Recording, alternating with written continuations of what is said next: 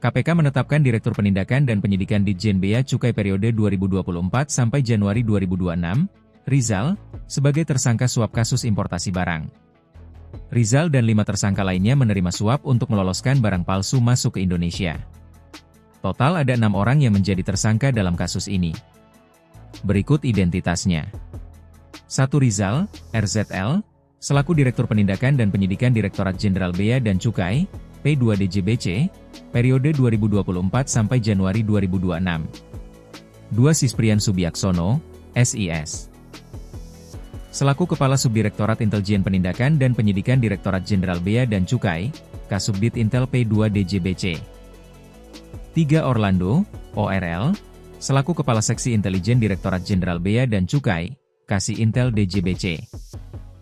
4. John Field, JF, selaku Pemilik PT Blue Air. 5. Andri, N, selaku Ketua Tim Dokumen Importasi PT Blue Air. 6. Dedi Kurniawan, DK, selaku Manajer Operasional PT Blue Air. Berdasarkan kecukupan alat bukti dalam dugaan tindak pidana korupsi suap dan penerimaan lainnya, gratifikasi, di lingkungan Dirjen Bea dan Cukai tersebut, maka KPK menaikkan perkara ini ke tahap penyidikan serta menetapkan 6 orang sebagai tersangka, ujar PLT Deputi Penindakan dan Eksekusi KPK, Asep Guntur Rahayu, dalam jumpa pers di KPK, Jakarta Selatan, Kamis, 5 Februari 2026. Asep mengatakan kasus ini berawal saat terjadinya kesepakatan jahat antara Orlando, ORL, Sisprian Subiaksono, SIS, John Field, JF, Andri, N, dan Dedi Kurniawan, DK, pada Oktober 2025. Permufakatan itu berkaitan dengan mengatur perencanaan jalur importasi barang yang akan masuk Indonesia. Berdasarkan ketentuan Peraturan Menteri Keuangan, ada 2 kategori jalur dalam pelayanan dan pengawasan barang-barang impor untuk menentukan tingkat pemeriksaan sebelum dikeluarkan dari kawasan kepabean, yaitu jalur hijau yang merupakan jalur pengeluaran barang impor tanpa pemeriksaan fisik barang dan jalur merah dengan pemeriksaan fisik barang. Singkat cerita, para tersangka dari Bea Cukai ini melakukan pengondisian agar barang-barang yang dibawa oleh PT Blue Rai, PT BR, tidak melalui pemeriksaan fisik. Dengan pengondisian tersebut, barang-barang yang dibawa oleh PT BR diduga tidak melalui pemeriksaan fisik.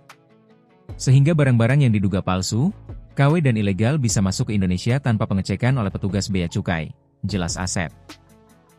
KPK mengungkap ada sejumlah penyerahan uang yang diberikan PT Blue Rai kepada oknum pejabat Bea Cukai atas pengondisian jalur pemeriksaan itu.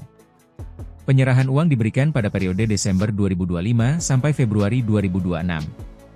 Bahwa penerimaan uang ini juga dilakukan secara rutin setiap bulan sebagai jatah bagi para oknum di DJBC, Ditjen Bea Cukai, ungkap Asep.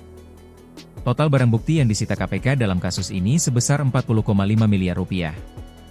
Barang bukti itu terdiri dari duit tunai hingga logam mulia.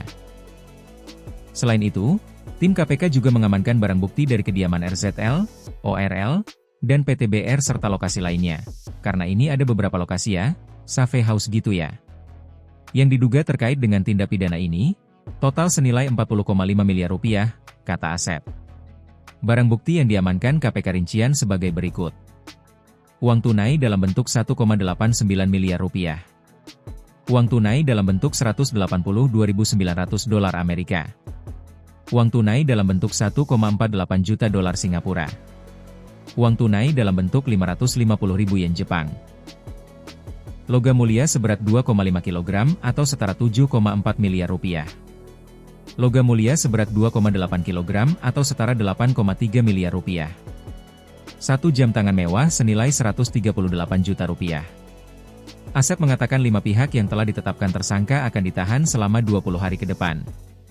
Para tersangka ditahan di Rutan Cabang KPK Gedung Merah Putih.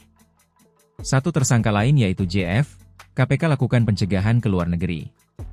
KPK juga meminta JF mengikuti proses hukum yang ada karena melarikan diri.